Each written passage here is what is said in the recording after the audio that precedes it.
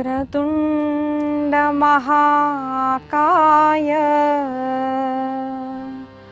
सूर्यकोटि समप्रभ निर्विघ्नं कुरु मे देव सर्वकार्येषु सर्वदा। मातृदेवो भव पितृदेवो भव आचार्यदेवो भव अतिथिदेवो भव परस्परदेवो भव। भगवान महाविष्णु का जो पूजन करता है, भगवान शिव का जो पूजन करता है, माँ पार्वती के साथ उनकी आराधना करता है, उस पर अगर भगवान महादेव प्रसन्न हो जाते हैं तो उसे अत्यंत अपनी गोपनीय पदार्थ, अत्यंत इष्ट पदार्थ महादेव अगर दे दे तो समझ लेना वो भगवान कृष्ण की भक्ति ही होगी। कभी कभार जीव भगवान के पीछे पड़ता है। भगवान महादेव की पूजा तो कई सारे लोग करते हैं, हम पूजा अर्चना करेंगे, बिल्वार्चन करेंगे, अभिषेक करेंगे, लेकिन हम ये सब करके भगवान से पूछते क्या है? कोई कहता है भाई मुझे मेरा ब्याह करा दो, मुझे बच्चे नहीं है बच्चे दे दो, कन्या है पुत्र दे दो, पुत्र है कन्या दे दो, मेरे बेटा का ब्याह करा दो, मुझे नौकरी लगवा दो, भगवान मुझे 2 गाड़ी तो चाहिए, मुझे धनवान बना दो। इस प्रकार से अनेक लोगों की इच्छाएं होती है। भगवान कहते हैं ठीक है भाई तू पूजा करता है ना, बस ये ले ले ये ले ले, और दे करके भगवान उससे छुटकारा प्राप्त कर लेते हैं। लेकिन ऐसा कोई भक्त अगर भगवान की भक्ति करता है और भगवान कहते हैं भाई मांग लो, इतने दिन से पूजा करते कुछ चाहिए, वो कहता नहीं प्रभु कुछ नहीं चाहिए, कुछ नहीं चाहिए। तो जब इस प्रकार से कोई भी इच्छा बिना कोई भक्त भगवान की भक्ति करता है तो भगवान शिव जी को लगता है भाई इसका तो ऋण मेरे सर पर चढ़ रहा है। इतनी भक्ति, प्रगाढ़ भक्ति करता है, कुछ मांगता नहीं, और जब अत्यंत प्रसन्न उस भक्त पर भगवान होते हैं तो भगवान कुछ नहीं पूछता, केवल अपने तन मन धन से मेरी आराधना करता है, मेरी भक्ति करता है, मुझे शरण हो रखी है इसने, अरे ये जीव भगवान कृष्ण के भक्त का अधिकारी है। जब मन में कोई संसार की इच्छा नहीं रही, केवल भगवान की शरणागति है, केवल भगवान की प्रीति प्राप्त करने की इच्छा जब जीव में होती है, इस प्रकार से जब जीव आराधना करता है, अपने आप को समर्पित करता है, ऐसे भक्त को भगवान महादेव, भगवान श्री कृष्ण की भक्ति प्राप्त करा देते हैं। नहीं तो आप देखिए भगवान शिव जी की जो भी पूजन करते हैं बड़े धनवान होते हैं, लेकिन भगवान महाविष्णु की, वेंकटेश्वर स्वामी की जो भक्ति करते हैं उन्हें सहजा सहज नहीं मिलता। कितनी परीक्षाएं भगवान कृष्ण लेते हैं। हमारे भगवान महादेव तो भोले भंडारी है, जो मांगा सो दे दिया। एक कथा तो बड़ी प्रचलित है कि एक बार माँ पार्वती ने भगवान से कहा प्रभु आप तो सभी की इच्छा पूरी करते हैं, और ये देखो मैं आपकी पत्नी हूं और हम इस प्रकार से एक पर्वत पर रहते हैं, इस हिमालय में रहते हैं, न हमारा कोई घर है, कुछ नहीं है, न कोई बंगला है। तो भगवान ने कहा तुम्हारी इच्छा क्या है? तो माँ पार्वती ने कहा प्रभु मेरे लिए एक अच्छा सुंदर सा बंगला बनवा दीजिए। तो देवों के जो इंजीनियर है उन्हें बुलाया गया और सुंदर सा बंगला भगवान महादेव ने माँ पार्वती के लिए बनाया। तब माँ पार्वती ने अत्यंत प्रसन्न होकर के भगवान से कहा प्रभु हम इस घर में रहने जाएंगे, बस आप ये कीजिए कि किसी अच्छे पंडित को बुलवा करके इसका पूजन करवा दीजिए। वास्तु भी होनी चाहिए, तो वास्तु फलप्रद होती है।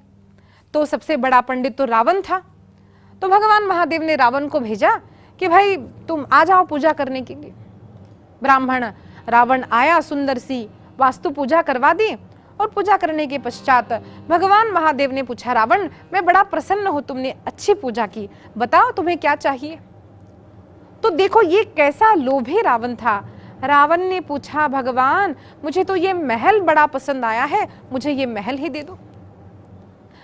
सोचिए हम अगर उस परिस्थिति में हैं, हमने सुंदर सा घर बनाया है, बंगला बनाया, और हमें आकर के हमारा पंडित, जैसे जिस पंडित जी ने हमारे घर का वास्तु किया, उन्होंने कहा कि देवी जी हमें तो ये घर दे दीजिए, तो हम क्या कहेंगे?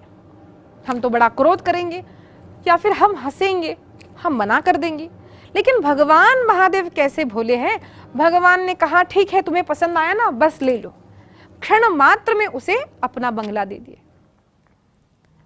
ऐसे भगवान महादेव है। वही आप कृष्ण के चरित्र को देखिए, रहना भी टेढ़ा, उनका नाम भी टेढ़ा, कृष्ण बड़े टेढ़े हैं, और भगवान शिव अत्यंत सरल है। इसीलिए भगवान महादेव को प्रसन्न करने के लिए बड़ा कठिन नहीं है।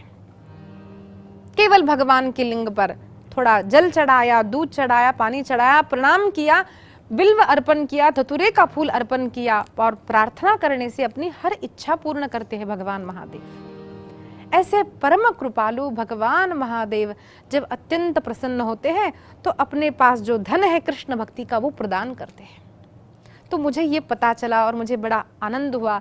इसीलिए मेरे जीवन का आरंभ तो श्रीमद् भागवत की कथा से हुआ, लेकिन जब मुझे श्री शिव महापुराण कथा करने का अवसर आया तो मुझे बड़ा आनंद हुआ। मुझे आनंद हुआ कि अरे उस मेरे परम पिता परम माता की कथा करने का अवसर मुझे प्राप्त हुआ है। मैंने बड़े आनंद से स्वीकार किया, और पहली बार तो केवल 10 दिन थे मेरे पास और कथा कहनी थी महाराष्ट्र में, और बड़े आनंद से भगवान की कृपा से वो परिपूर्ण हुई। इस प्रकार से शिव महापुराण की कथा मेरे जीवन में आरंभ हुई। तो देखिए, ऐसा नहीं है कि कृष्ण अलग है और भगवान महादेव अलग है। श्रीमद् भागवत में ही वर्णन आता है, वैष्णवानाम यथा शंभु, परम वैष्णव परम प्रिय भक्त अगर भगवान विष्णु की कोई है तो वही महादेव है, और परम शैव अगर कोई है तो वो भगवान कृष्ण है। इसलिए दोनों में भेद नहीं है।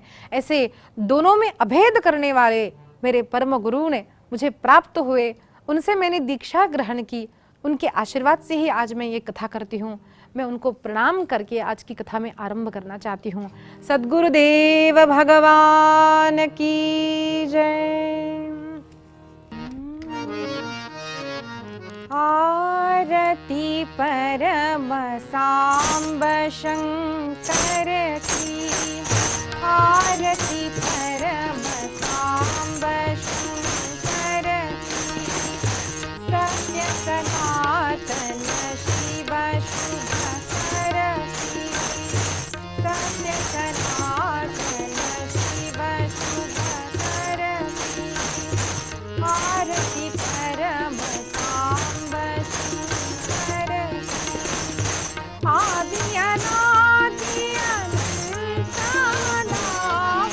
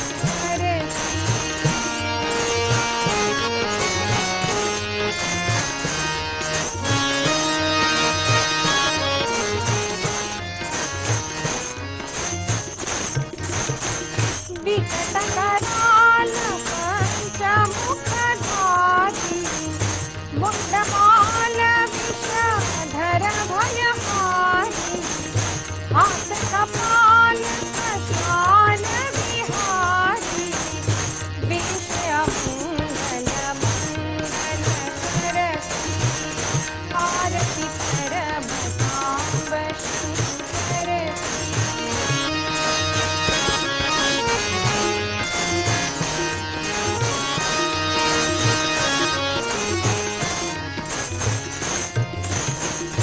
भोगी योगी ध्यानी ध्यानी, जग अभिमाना धार अमानी, आशुतोष औढ़ दानी, दैन्य तुच्छ दुर्गति हर हरती, आरती परम सांब शंकर की।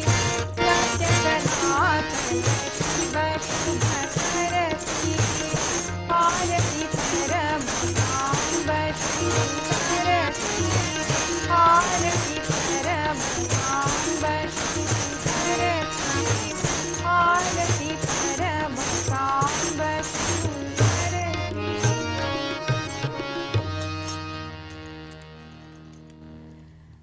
आइए सब मिलकर भगवान महादेव का स्तोत्र पाठ करें।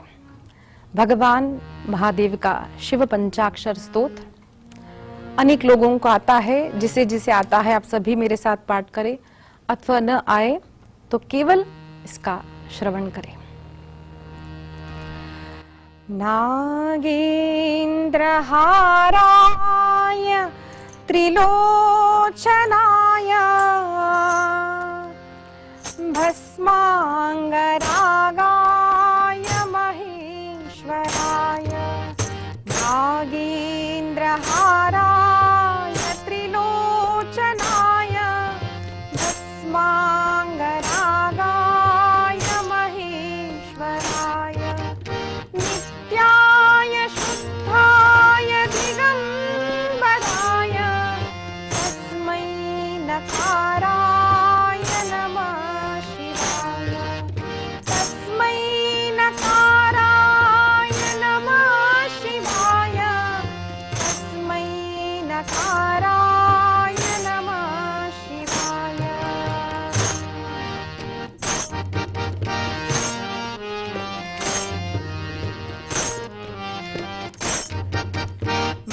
मंदाकिनी सलील चंदन चर्चिताय, नंदीश्वर प्रमथनाथ महेश्वराय, मंदार पुष्प बहुपुष्प सुपूजिताय, तस्मै मकाराय नमः शिवाय, तस्मै मकाराय नमः शिवाय, तस्मै मकाराय नमः शिवाय।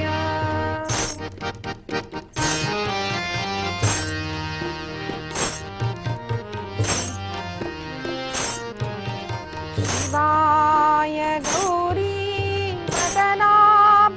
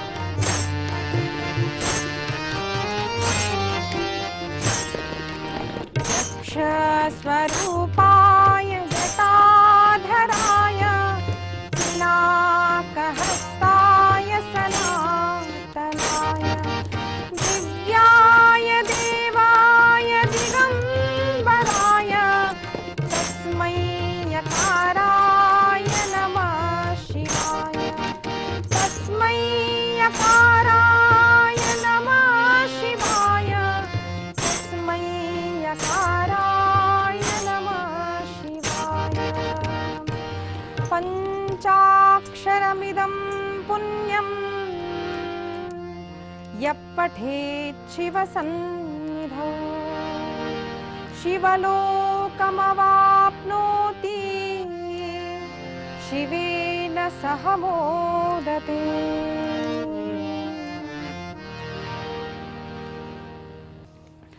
तो ये शिव महापुराण उपपुराण में वर्णन आता है। ये महापुराण नहीं है, लेकिन ये बहुत प्रचलित है। शिव महापुराण की अनेक कथाएं होती है। अनेक लोग आज भी कथा श्रवण करते हैं, उसका स्मरण करते हैं, चिंतन करते हैं। यह सुंदर शिव महापुराण की कथा का हम प्रारंभ करते हैं, लेकिन उससे पूर्व हम इस बात को जानेंगे कि शिव यानी क्या है और पुराण यानी क्या है। अनेक लोगों को लगता है कि भाई पुराण यानी कोई कथाओं का संग्रह होता है, मनगढ़ंत घटनाएं अनेकों ने लिखी, उनका संकलन किया और उसी को हम पुराण कहते हैं। लेकिन ऐसा नहीं है। पुराण वेद सम्मत है। वेदों में जिसका वर्णन आया है उसी का वर्णन सरल भाषा में जिसमें किया है, उन्हीं को पुराण कहते हैं। भगवान श्री महाविष्णु अनेक अवतार धारण करते हैं। उसमें से एक अवतार भगवान का कलावतार है। उसमें भगवान श्री महाविष्णु ही व्यास रूप में अवतार धारण करते हैं और व्यास जी त्रिकालदर्शी थे, साक्षात पर भगवान है। व्यास जी ने देखा कि कलयुग में लोगों की शक्ति का ह्रास होगा, मनुष्य की बुद्धि की क्षमता कम हो जाएगी और मनुष्य की बुद्धि भी कम हो जाएगी, शक्ति कम हो जाएगी, स्मरण शक्ति कम हो जाएगी। तो ऐसे कलयुग के प्राणी के उद्धार के लिए एक इतना वेद ठीक नहीं है। इसलिए एक ही जो वेद था उसके 4 विभाग कर दिए, ब्रह्मसूत्र प्रदान किए और वेदों में जो लिखा है, वेदों के ही सूत्रों को पुराण के रूप में हमें प्रदान किया है श्री महर्षि वेदव्यास जी ने। पुराण पुराने नहीं हैं, पुराने होते हुए भी नवे हैं। वर्णन आता है पुरा भवम पुराणम पुरापि नवम पुराणम। भावपूर्ण है जो पुराण, ये पुराने होते हुए भी नित नए हैं। जिस प्रकार से अगर हम आपसे पूछे, ये बताइए कि अगर हम गंगा जी में प्रवेश करते हैं, जो बहती गंगा आती है, हम देखते हैं ऋषिकेश में, हरिद्वार में, हम गंगा जी में खड़े हैं। अब बताइए ये गंगा जी पुरानी है अथवा नहीं है? गंगा जी वैसे जो बहती आ रही है वो तो बहुत पुरानी है। गंगा जी कब से गंगा जी का उगम हुआ है ये ठीक से कोई नहीं बता सकता। वैसे तो ये पुरानी है, लेकिन ये नित्य नई भी है। जो आ रही है वो पुनः पश्चात ऊपर जाके नीचे नहीं आती। इसीलिए पुरानी होते हुए भी जिस प्रकार से गंगा जी नहीं है, उसी प्रकार से हमारे पुराण भी पुराने होते हुए भी नित्य नवीन है। आज भी हमारे पुराण, हमारे शास्त्रों का जो चिंतन करता है उसको जीवन में यश ही प्राप्त होता है। इस प्रकार से अनेक पुराण, पुरा अतीता नागता वर्था वर्णाति पुराणम, इस प्रकार से जो पुराणों का वर्णन किया है, इन व्युत्पत्तियों के अनुसार अतीत अनागतों का अर्थ इस पुराण में है। सदा नवीन रूप से रहने वाले जो है उसी को पुराण कहा गया है। इस प्रकार से पुराण का एक लक्षण वर्णन किया है, सर्गश्च प्रतिसर्गश्च वंशो मन्वन्तराणि च वंशानुचरितम चैव पुराणम पंचलक्षणम। पुराण वे ही है जिनके ये 5 लक्षण होते हैं। हम किसी प्राणी को, किसी वस्तु को उनके लक्षणों के अनुसार हम समझते हैं। उसी प्रकार पुराण यानी क्या है? अनेक कथाओं का संकलन किया, एकत्रित करके उसे छापा, ये पुराण नहीं है। हमारे ऋषि मुनियों ने अनेक वर्षों तक तपश्चर्या करके जो दिखा वो लिखा, ये पुराण है। अपने मन में जो भाव आए उसे लिखा, उसका संकलन नहीं किया है। सारे पुराणों की भाषा समाधि भाषा है। जो जो दिखता गया भगवान की कृपा से, भगवान की तपश्चर्या करने के पश्चात, भगवान का नाम स्मरण हजारों करोड़ों वर्षों तक करने के पश्चात, जो हमारे सरल साधु ऋषि मुनि जो है, हर एक आडंबर से दूर रहने वाले, वन में निवास करके कंदमूल पर खा करके अपना जीवन व्यतीत करने वाले इन ऋषि मुनियों ने हजारों वर्षों तक जब तपश्चर्या की है, तब श्रुति, स्मृति, पुराण इनका प्राकट्य हुआ है। वेद व्यास जी ने अनेक वर्षों तक भगवान की तपश्चर्या की। भगवान की कृपा होने के पश्चात वेद व्यास जी ने इस कार्य को कलयुग के प्राणी के लिए लिखा है। इस प्रकार के अनेक पुराणों में एक शिव महापुराण भी है। संत वर्णन करते हैं, शिव शिव शिव शिव शिव शिव, हम जो कहते हैं वो शिव है क्या? जिस शिव महापुराण का वर्णन हम करने वाले हैं, हम श्रवण करने वाले हैं, वह शिव है क्या? संत वर्णन करते हैं, जो निराडंबर है, जो अहंकार रहित है, अलंकार रहित है, आडंबर रहित है। संतों ने वर्णन किया, अरे वही तो शिव है। स्वश्रेयसम शिवम भद्रम कल्याणम मंगलम शुभम। अरे शिव यानी क्या है? मंगल ही शिव है, शिव ही मंगल है, शिव ही शुभ है, शिव ही भद्र है, शिव ही श्रेयस है। उस तत्व को ही हम शिव कहते हैं। संत वर्णन करते हैं, शिवम इच्छेत मनुष्यानाम, शिवम इच्छेत मनुष्यानाम तस्मात् शिव इति स्मृतः। जो जीव मात्र का कल्याण चाहता है, वो जो परम तत्व है, उसे हम शिव कहते हैं। हम जैसे साधारण मनुष्य है, जैसे मैं हूं, मैं तो कहूंगी हाँ कुछ लोगों का भला होना चाहिए। अरे जो मेरे मन के अनुसार चलेंगे तो मैं कहूंगी इसका भला हो। किसी ने थोड़ी सी मेरे मन के विपरीत बात कर दी तो मन में क्रोध आया, काम आया, गुस्सा आया, शाप भी दे दिया कदाचित, अरे इनका तो बुरा होना चाहिए। किसी का अच्छा हो, किसी का बुरा हो, ये विचार करने वाला साधारण मनुष्य है। लेकिन जगत के हर प्राणी का कल्याण हो, ये विचार करने वाला जो तत्व है, वही शिव है।